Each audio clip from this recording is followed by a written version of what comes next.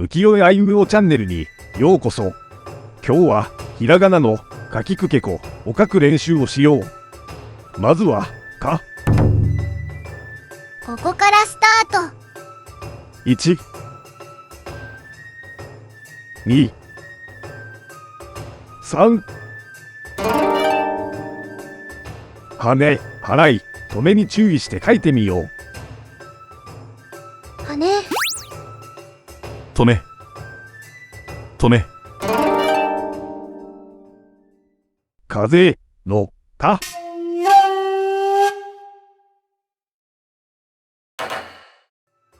次はき。ここからスタート。1、2、3、4。はね、はらい、とめに注意して書いてみよう。とめ、とめ。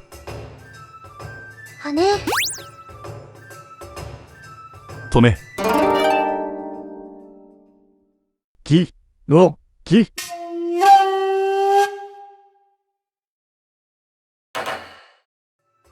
次はく。ここからスタート。1、はね、はらい、とめに注意して書いてみよう。とめ。くものく。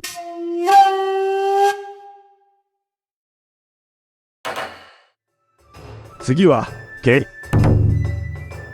ここからスタート。1、2、3。はね、はらい、とめに注意して書いてみよう。はね、とめ。ハライ。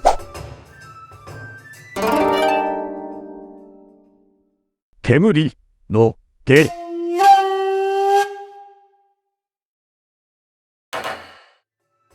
最後はこ。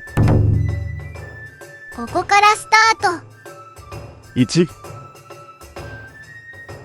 2。はね、はらい、とめに注意して書いてみよう。はね、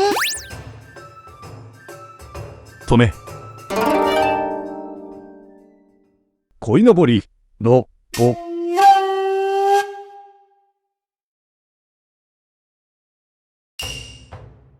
かきくけこ書けるようになったかな。次の動画ではさしすせその練習をしよう。チャンネル登録やいいねボタンよろしくね。お知らせ。浮世絵あいうえおの本を発売中。ひらがな46文字と浮世絵が載っているんだ。本の詳細や購入方法は下の説明欄のリンクを見てね。最後まで見てくれてありがとう。それではまたね。